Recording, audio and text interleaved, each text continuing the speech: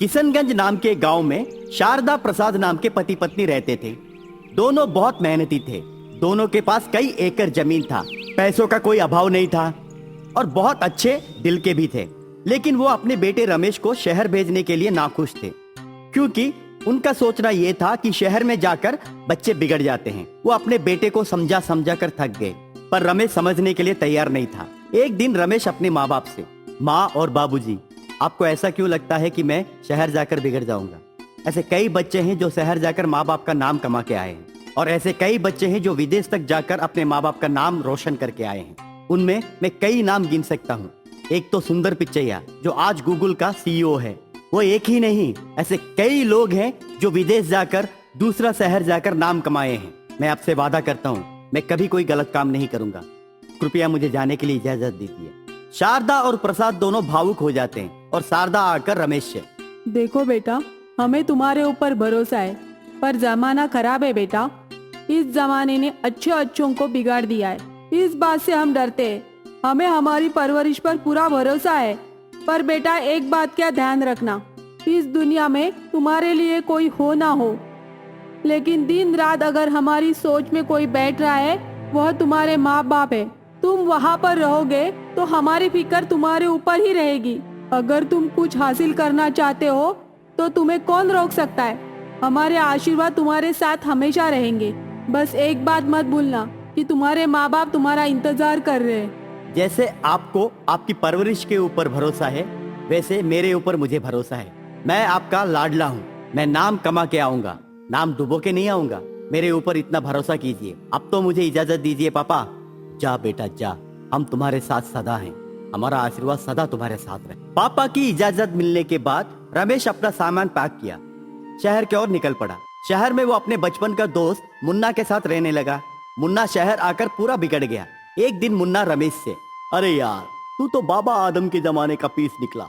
अब तुझसे क्या बात करनी है? तुझे अगर कुछ बोलूंगा तो तू मुझे प्रवचन देगा। अरे दुनिया कहां से कहां तक पहुंच गई है, पर तू वही के वही है। तू तो सिर्फ इन किताबों में खोया रहता है। एक बार मेरे साथ चल मेरे यार, तुझे असली दुनिया दिखाता हूँ। मुन्ना की बात सुनकर रमेश ने मुन्ना से ऐसा कहा, मेरी नजर में दुनिया अलग है मुन्ना। मेरी दुनिया तो मेरे माँ बाप का नाम रोशन करने के लिए है। मुझे कुछ अलग करना है। मैं ये नहीं कह रहा हूँ कि तू गलत है। तूने जिस दुनिया को चुना है उस दुनिया में तू जी रहा है। किसी को गलत बोलने का हक किसी के पास नहीं है। तुम अपनी मर्जी के मालिक हो, लेकिन ये नहीं कह सकते कि तुम्हारी दुनिया ही सही है, और तुम्हारा हक भी ये नहीं बनता कि तुम अपनी दुनिया में किसी और दुनिया को मिलाओ। ये बात तुम्हें कभी समझ में नहीं आएगी। जाओ, मुझे पढ़ने दो। एक दिन मुन्ना फुल टाइट होकर रात के 12 बजे लौटा और उसके हाथ में दारू का बोतल था। वो लुढ़कते हुए आकर घर में सो गया और उसका वो बोतल बाजू में ही रखा। अचानक रमेश की नींद खुली। उसको बहुत प्यास लगी। घर में पानी नहीं था। चारों ओर ढूंढा, पर उसे कहीं पानी की बूंद तक नहीं मिली। ढूंढ ढूंढ के परेशान हो गया। इतनी प्यास लगी कि उसे अपने माँ बाप की याद आई। उसकी जान चली जा रही थी, वैसा उसे लग रहा था। रमेश की नजर उस बोतल के ऊपर गिरा। उसे जूस समझकर टकाटक पी गया। उसे पीते वक्त बहुत अच्छा लगा। इतना अच्छा लगा कि और पीने को मन कर रहा था, लेकिन बोतल पूरा खत्म हो गया। अब उसको नशा चढ़ने लगा। वो ऐसी गहरी नींद में सो गया कि अगले दिन सुबह दोपहर के 2 बजे उठा। आंख खोलकर देखा तो मुन्ना अपने कई दोस्तों के साथ दारू की बोतल के साथ बैठा रहा। रमेश मुन्ना और उनके दोस्तों को देखा, साथ साथ उस बोतलों को देखा। तब रमेश मुन्ना से, अरे यार, कल रात मैंने यही पिया था। इसे पीते वक्त मुझे इतना अच्छा लगा कि मुझे और पीने को मन किया। क्या मैं इसे पी सकता हूँ? तब मुन्ना हंसते हुए उससे, क्यों नहीं पी सकता है मेरे दोस्त? ये तो मैं तेरे ही लिए लाया हूँ। मुझे पता है तूने कल मेरा पूरा बोतल पी लिया था, और मुझे ये भी पता है कि तुझे ये बहुत पसंद आया, इसलिए आज की शाम तेरे नाम। रमेश मुन्ना और बाकी दोस्तों के साथ पीता और उसके बाद पब जाता है। उस पब में उसको अनामिका नाम की एक खूबसूरत लड़की मिली। पहली ही नजर में उसे प्यार हो गया। क्योंकि रमेश पिया हुआ था, उसके अंदर हिम्मत फूट फूट के था। वो सीधा जाकर अनामिका को प्रपोज किया। तुम्हारा नाम क्या है मुझे पता नहीं, तुम्हारा काम क्या है मुझे पता नहीं, तुम हो कौन वो भी मुझे पता नहीं, तुम इस धरती से हो या फिर किसी और जहां से वो भी मुझे पता नहीं, तुम परी हो या देवता हो वो भी मुझे पता नहीं, पर एक बात पता है, तुम सिर्फ मेरी हो और किसी की नहीं हो सकती, और मैं तुम्हारा हूं और मैं किसी का भी नहीं हो सकता। रमेश की बात सुनकर सब हंसने लगे, पर अनामिका को उसकी बातें अच्छी लगी और वो रमेश से मुस्कुराते हुए पूछी, क्या मैं तुम्हें सच में पसंद हूँ? खुद से भी ज्यादा। तो तुम मेरे लिए कुछ भी कर सकते हो? खुद से भी ज्यादा तेरे लिए सब कुछ कर सकता हूँ। तुम्हें बीटीएस ग्रुप मालूम है? वो किस खेत की मूली है? वो कोरिया का ऐसा पॉपुलर ग्रुप है जिसने पूरी दुनिया को हिलाकर रख दिया है। जिस दिन तुम मुझे उनके साथ मिलाओगे उसी दिन मैं तुमसे शादी करूंगी। रमेश होश में नहीं था, इसलिए उसने अनामिका से वादा किया, वो चाहे दुनिया के किसी भी कोने में छुपे हो, मैं तुम्हें उनके पास लेकर जाऊंगा और उनके हाथों तुम्हें ऑटोग्राफ दिलाऊंगा। क्या उसके बाद मुझसे शादी करोगी? तब अनामिका बोली, उसके बाद तुम मुझे अपने साथ कहाँ भी लेकर जाओ, मैं चुपचाप तुम्हारे साथ आऊंगी। बिना किसी नोक झोंक के तुम्हारे पीछे पीछे तुम हिलाते हुए आ जाऊंगी। तो समझो वादा पूरी हो गई। रमेश अब धीरे धीरे बिगड़ता गया। वो दिन रात पीने में ध्वस्त रहा। वो अनामिका के पीछे इतना पागल हो गया था कि उसकी कही हुई हर बात माना। अब उसको दुनिया में और कुछ नहीं दिख रहा था। चारों तरफ से अनामिका अनामिका अनामिका ही दिख रही थी, पर अनामिका का लक्ष्य और था। वो सिर्फ बीटीएस ग्रुप से मिलना चाहती थी। एक दिन अनामिका गुस्से में आकर रमेश से, मैंने सिर्फ तुमसे दोस्ती इसलिए किया था कि तुम मुझे बीटीएस ग्रुप वालों से मिलाओगे। तुम्हारा पागलपन मेरे सर के ऊपर बढ़ रहा है, लेकिन तुम मुझे बीटीएस ग्रुप वालों के साथ मिलाने की कोई भी कोशिश नहीं कर रहे हो। याद रखो, मुझे बीटीएस ग्रुप वालों के ऑटोग्राफ से बढ़कर तुम नहीं हो। बंदोबस्त करो, वरना मैं तुम्हें किसी भी वक्त छोड़ दूंगी। मैं अपने वादे की पक्की हूँ। तुम भी अपने वादे पे टिके रहोगे तो हम दोनों की शादी हो सकती है। चलती हूँ। अनामिका की बात सुनकर रमेश की होश ठिकाने पर आया। अब वो बीटीएस ग्रुप वाले कहाँ पर है, उनका शो कहाँ पर होता है, वो ढूंढने लगा। इंटरनेट में सर्च किया। हिंदुस्तान में तो उसका एक भी शो नहीं हो रहा था, और अगर विदेश में शो दिखा रहा था तो एक भी टिकट मिलना नामुमकिन था। उसको ये समझ में नहीं आया कि वो कैसे उन ग्रुप वालों के साथ मिलाएगा। रमेश पागलों की तरह दिन रात इस खोज में लगा, पर उसे कुछ समझ में नहीं आया। रमेश को एक आइडिया आया। वो उन ग्रुप वालों को एक मैसेज किया कि उसका एक दोस्त कैंसर पेशेंट है, वो अपने आखिरी समय पर आप ग्रुप वालों से मिलना चाहती है। मैसेज का कोई रिप्लाई नहीं आया। वो बार बार वही मैसेज उनको भेजता रहा। एक दिन अचानक उन ग्रुप वालों की तरफ से उसको एक मैसेज आया कि आप अपने दोस्त को लेकर साउथ कोरिया पहुंच सकते हैं और आपके दोस्त को उनका ऑटोग्राफ भी मिल जाएगा। वो मैसेज पढ़कर रमेश खुश हो गया और उन ग्रुप वालों की तरफ से उनका एड्रेस भी मिल गया। अब वो अनामिका को लेकर साउथ कोरिया रवाना होने की तैयारी में लगा। घर से निकले 6 महीने हो गए। 6 महीने में 6 बार भी उसने फोन नहीं किया। अब अचानक वो अपने घर वालों को 5 लाख रुपए मांग। तुरंत उसके पिता रमेश को फोन करके पूछे, बेटा मुझे 5 लाख देने में कोई दिक्कत नहीं है, पर एक बात बताओ, क्या तुम इस पैसों का सही इस्तेमाल करोगे या कोई गलत इस्तेमाल करोगे? मुझे बताओ बेटा। फोन पर अपने पापा की बात सुनकर रमेश, पापा आप मुझ पर भरोसा कीजिए, मैं आपका भरोसा कभी नहीं तोड़ूंगा। मैं एक कोर्स के लिए सिर्फ 1 महीने के लिए कोरिया जाना चाहता हूँ। 1 महीने में वो कोर्स सीख लूंगा तो मुझे बहुत बड़ी नौकरी मिलेगी, इसलिए मुझे 5 लाख जरूरत है। प्लीज पापा आप मुझे निराश मत कीजिए, जल्द से जल्द पैसों का बंदोबस्त करके मुझे भेजिए और मुझे यहाँ पर पासपोर्ट रेडी करनी है। बिना कुछ सोचे समझे प्रसाद अपने बेटे को 5 लाख रुपए भेज देता है। रमेश अब अपनी और अनामिका की पासपोर्ट के साथ साथ कोरिया के लिए वीजा भी अप्लाई करता है। अनामिका को वो कोरिया लेकर जाता है। अनामिका कोरिया जाकर बीटीएस ग्रुप वालों को देखकर इतना खुश हो जाती है ताकि मानो उसको स्वर्ग मिल गया है। वो उन ग्रुप वालों के पास से ऑटोग्राफ लेती है और ऑटोग्राफ लेने के तुरंत बाद वो रमेश को गले लगाकर मैं अभी के अभी तुमसे शादी करना चाहती हूँ कहकर कोरिया में ही वो दोनों शादी कर लेते हैं। शादी करने के बाद वो दोनों सीधा उनके गांव पहुंचते हैं और गांव जाकर अनामिका अपने पति के साथ रहने लगती है और वो अपने सास ससुर को भी मना लेती है। रमेश का एक झूठ उसका जीवन बदल देता है। उसने अनामिका को पा लिया और अनामिका एक अच्छे सास ससुर को पा ली। अनामिका रमेश की सारी गंदी आदतें दूर कर देती है। अब रमेश शहर और विदेश का नाम तक नहीं लेता है। रमेश अपने माँ बाप के साथ जमीन जायदाद को संभाल के खुशी खुशी रहने लगता है। और 1 साल के अंदर उनके यहाँ एक सुंदर सा बालक पैदा होता है और उस बालक का नाम BTS राम रखे। रामघाट नाम के गांव में शारदा प्रसाद नाम के पति पत्नी रहा करते थे। शारदा बेचारी अकेली मेहनत करती थी। प्रसाद 1 नंबर का जुआरी था। शारदा कमाई हुई सारे पैसों को प्रसाद जुए में उड़ा देता था। बेचारी शारदा एक छोटा सा ठेला लगाकर मिर्च पकोड़ा बेचा करती थी। दिन रात मेहनत करती थी तो उसको थोड़ा बहुत कमाई होती थी, पर वो कमाई भी प्रसाद मारपीट झगड़ा करके लेकर जाता था। बाप तो बाप, बेटा भी बिगड़ा हुआ था। बेटा रमेश बुरे संगतों में गिरकर आवारागर्दी करके फिरता था। लोगों को मारपीट करना, चोरी चकारी करना और चोरी चकारी किए पैसों को दारू और अय्यासी में उड़ाना, यही उसका काम था। वो जितना कुछ गलत काम चाहे करे, लेकिन अपनी माँ से बहुत प्यार करता था। वो माँ की मेहनत की कमाई को हाथ तक नहीं लगाता था। वो आधा दिन घर में रहता था तो आधा दिन जेल में। माँ उससे बहुत परेशान रहती थी। इस बार वो 6 महीने के बाद जेल से छूटकर जब आया तो उसकी माँ शारदा उसे गले लगाकर समझाने की कोशिश की।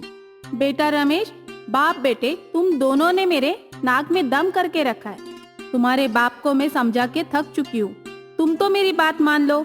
मुझे पता है तुम मुझसे बहुत प्यार करते हो, पर गलत संगत में आकर तुम यह सब कुछ काम कर रहे हो। बेटा, आने वाली जिंदगी कैसे बीतेगी किसी को नहीं पता। आज मैं रहूंगी, कल मैं चल बसूंगी। तुम्हारी देखभाल करने के लिए कोई नहीं होगा। मेरी बात मानो, यह सब कुछ तुम छोड़ दो। तुम शादी कर लो। कोई अच्छी सी लड़की देखकर मैं तुम्हारी शादी करवा दूंगी। एक बार शादी हो जाएगी तो तुम सुधर जाओगी। तुम्हें मेरी कसम है बेटा, मेरी बात मानकर तुम सारे दोस्तों को छोड़ दो। कुछ दिनों में मैं तुम्हारी शादी किसी अच्छी लड़की से करवा दूंगी। माँ की बात सुनकर रमेश भावुक हो बैठता है और वो अपनी माँ से, माँ मैं तुम्हारी बात समझ सकता हूँ, पर मुझ जैसे लुच्चे नालायक से कौन शादी करेगा। अपनी बिरादरी में तो कोई लड़की नहीं आएगी, क्योंकि सबको मेरे और बाबा के बारे में सब कुछ मालूम है। देखते देखते कौन लड़की अपनी जिंदगी खराब करने के लिए इस घर में आएगी। माँ, मैं तुम्हारे लिए सुधरने के लिए तैयार हूँ, पर तुम्हारा सपना हमेशा सपना बनकर ही रहेगा। माँ। रमेश की बात सुनकर शारदा खुश हुई। बेटा, तू मुझसे पहले वादा कर कि तू आज से अपने गलत दोस्तों से दूर रहेगा। कुछ महीने के लिए तू मेरे काम में हाथ भी बटाएगा। ये शारदा तेरे लिए एक अच्छी सी लड़की ढूंढ के तेरी शादी करवाएगी। मेरी बात मान ले बेटा, सुधर जा। ठीक है माँ, इस दुनिया में आपसे बढ़कर मेरे लिए कोई नहीं है। मैं आपकी बात मानकर मैं सारे गलत दोस्तों को दूर कर दूंगा और कल से आपके काम में हाथ बटाऊंगा। शारदा के कहे मुताबिक रमेश अगले दिन से अपने सारे दोस्तों को दूर कर देता है और माँ के साथ ठेले पर जाकर व्यापार करता है। बदला हुआ रमेश को देखकर उसके सारे दोस्त उससे दुश्मनी मोड़ लेते हैं। एक दिन सारे दोस्त पीकर आके रमेश के ऊपर वार करते हैं। रमेश बहुत बर्दाश्त करने की कोशिश करता है, पर जब बात बर्दाश्त से बाहर होती है तब वो एक एक करके सारे दोस्तों को खून निकले जितना पीटता है। बाद में फिर से उसको पुलिस कैद कर लेती है और वो फिर से जेल जाता है। इस बार शारदा पूरी तरह से टूट जाती है। अब उसे उसके बेटे के ऊपर पूरी तरह से उम्मीद भी टूट जाती है, पर जेल जाकर रमेश पूरी तरह से सुधर जाता है। अब वो जेल में खुद पर काबू पाने के लिए योगासन करता है और पूरी तरह से एक नया रमेश में पलट जाता है। जेल से बाहर निकलकर सीधा अपनी माँ के पास आकर माँ के पैर को छूता है। रमेश की ये बदलाव देखकर शारदा खुद आश्चर्य हो जाती है। अब शारदा आंखों में से आंसू लिए रमेश से, बेटा रमेश, मुझे लगता है तू पूरी तरह से बदल गया है। इस बार तू अपनी माँ को धोखा नहीं देगा। चाहे कोई भी आके तुम्हें कितना भी गुस्सा दिलाए, तू उससे पलटवार नहीं करेगा। इस बात की कसम खाकर बोल। मेरे सर के ऊपर हाथ रखकर कसम खा कि तू अपने गुस्से के ऊपर काबू पाएगा।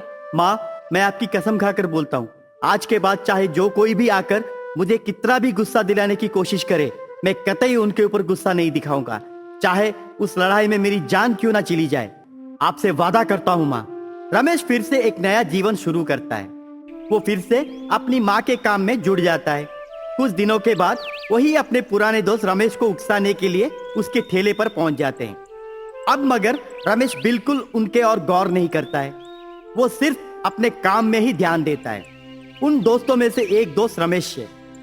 अरे देखो रे, ये छोटा सा नन्हा सा बच्चा अपनी माँ के चंगुल पकड़कर चल रहा है। आज अपनी माँ का चंगुल पकड़ रहा है, कल वो बीवी का पकड़ेगा और वो जोरू का गुलाम बनेगा। देख रहे हैं? रमेश के सारे दोस्त हंसने लगे। बिना गुस्सा दिखाए रमेश वहां पर अपने काम पर ध्यान देने लगा। दोस्त उसे उकसाने में नाकाम होकर वहां से निकल गए। रमेश अपना संयम बनाए रखा। माँ को रमेश के ऊपर भरोसा आ गया और वो तुरंत अनामिका नाम की एक सुंदर लड़की से रमेश का विवाह कर दिया। रमेश और अनामिका की जोड़ी खूब जमी। सारे लोग वाह वाह करने लगे। रमेश अब अपनी माँ को भी घर पर बिठाया और वो खुद अकेले व्यापार संभालने लगा। वो अपनी पत्नी और माँ को पलकों पर बिठाकर देखने लगा। ये बात रमेश के दोस्तों को हजम नहीं हुई। वो रमेश से किसी भी तरह बदला लेने की सोच में थे। रमेश अब अपने बाप को भी सुधारने के चक्कर में था। रमेश एक दिन जुए के अड्डे में जाकर अपने बाप से हाथापाई करके वहां से उठाकर घर पर लेकर आया। खुद के पिता के ऊपर हाथापाई करना अनामिका को पसंद नहीं आई। गुस्से में रमेश से बोली, ये क्या कर रहे हो जी? कोई अपने बाप के साथ ऐसा बर्ताव करता है? किसी जमाने में आप भी गलत इंसान ही थे, लेकिन वक्त ने आपको बदल दिया। थोड़ा वक्त आपके पिता को भी देंगे तो वो भी बदल जाएंगे, लेकिन इस तरह मारपीट करना गलत है। जो भी हो, जैसे भी हो, वो आपके पिता है। जाइए आपके पिता से माफी मांगिए। अनामिका, तुम नहीं जानती हो, इस आदमी ने माँ को बहुत सताया है। इस आदमी के वजह से मेरा बचपन गया और मेरी जवानी भी इसी की वजह से गया। मैं इसे कभी माफ नहीं करूंगा, ना ही कभी उससे माफी मांगूंगा। आपने अगर अपने पिता से माफी नहीं मांगी तो याद रखिए, मैं आपको कभी माफ नहीं करूंगी। आज के बाद हम दोनों में दूरी बनाकर रखिए। अनामिका की बात सुनकर प्रसाद की आंखों में से आंसू निकले और वो खुद जाकर अपने बेटे रमेश को गले लगाया और वो रमेश से, बेटा रमेश, मुझे माफ कर देना। मैं तुम्हारी माँ के साथ बहुत ज्यादती की। आज के बाद ना मैं जुए के अड्डे पर जाऊंगा, ना ही कोई गलत संगत का साथ दूंगा। बाप बेटे दोनों गले लगाए। उन दोनों को गले लगाते देखकर अनामिका और शारदा दोनों खुश हो गए। बाप बेटे दोनों सुधर जाना रमेश के दोस्तों को पछता नहीं है। अब वो किसी भी कीमत पर रमेश से बदला लेना चाहते हैं। एक दिन रमेश अपना पूरा काम खत्म करके रात के अंधेरे में घर वापस आ रहा था। तभी उसके सारे पुराने दोस्त उस पर वार किए। रमेश ने अपनी माँ से वादा किया था, इसलिए वो चुपचाप सारे मार सह लिया। वो सब रमेश को मार मार के मौत के मुंह पर छोड़ दिए। बेचारा रमेश कोमा में चला गया। अब अनामिका और शारदा दोनों व्यापार संभालने के लिए कमान पकड़े। एक तरफ रमेश मौत से जूझ रहा था और दूसरी तरफ बारिश के महीने में सास बहू दोनों ठेले पर मिर्च पकौड़ी बेचकर रमेश की चिकित्सा की देखभाल कर रहे थे। कड़ी मेहनत करके सास बहू दोनों रमेश को कोमा में से बाहर निकाले। रमेश अब धीरे धीरे मौत के मुंह से बाहर निकल गया और ठीक हो गया। रमेश जब पूरी तरह से ठीक हो गया, वो अपने सारे दोस्तों के खिलाफ पुलिस में एक एफआईआर दर्ज किया और पुलिस उन सारे गुंडे मवालियों को अरेस्ट करके जेल में भर्ती किए। रमेश घर आकर पहले माँ का पैर छुआ। माँ, आज तुमने मुझे दूसरी बार जन्म दिया है। मैं तुम्हारा कर्ज कैसे चुका सकता हूँ? तुमने हमेशा मेरा साथ दिया है माँ। जिंदगी में बहुत सारी गलतियां मैंने की, फिर भी तुमने कभी मेरा साथ नहीं छोड़ा, मुझे कभी अपने से अलग नहीं किया। मुझे माफ कर देना माँ। रमेश की बात सुनकर शारदा की आंखें भर आई और वो रोते हुए अपने बेटे से, बेटा रमेश, जितना श्रेय मुझे जाता है उससे ज्यादा श्रेय तुम्हारी पत्नी अनामिका को जाना चाहिए। उसका साथ नहीं होता तो यह मुमकिन ही नहीं हो पाता। वो तुमसे बहुत प्यार करती है बेटा। जिस हिम्मत से उसने तुम्हें और व्यापार को संभाला है, उसकी दाद देनी होगी बेटा। पहले जाकर अपनी पत्नी को गले लगाओ, वो इस घर की लक्ष्मी है। रमेश जाकर अनामिका को गले लगाया और गले लगाकर उसे कहा, अनामिका, तुम नहीं होती तो मेरी जिंदगी क्या हो जाती। तुम मुझे और मेरी परिवार को इतने अच्छी तरह से संभाले, इसका मैं शुक्रगुजार हूँ। और मेरे पिता की भी आंखें तुमने ही खोला है। मेरे घर की तुम लक्ष्मी नहीं हो, उससे बढ़कर हो। मेरी माँ के बाद तुम ही मेरे लिए सब कुछ हो। तुम मेरी जान हो, तुम मेरी धड़कन हो, तुम मेरी जिंदगी हो। अनामिका, मैं तुमसे बहुत प्यार करता हूँ। मैं भी आपसे बहुत प्यार करती हूँ जी। आपसे ही नहीं, माँ और बापूजी, उन दोनों से भी मैं उतना ही प्यार करती हूँ जी। ये परिवार ही मेरे लिए सब कुछ है। उन दोनों को देखकर शारदा की आंखें भर आई और खुशी में आकर शारदा उनसे, मेरा जीवन धन्य हो गया। एक अच्छी बहू, एक अच्छा बेटा और सुधरा हुआ पति, हम सब एक हो गए। मेरा परिवार पूरा हो गया। अब मुझे कुछ नहीं चाहिए, बस मुझे इस घर का एक चिराग चाहिए। माँ की बात सुनकर रमेश की आंखें भर आई। ठीक 1 साल के अंदर उनके यहाँ एक सुंदर सा बालक पैदा हुआ।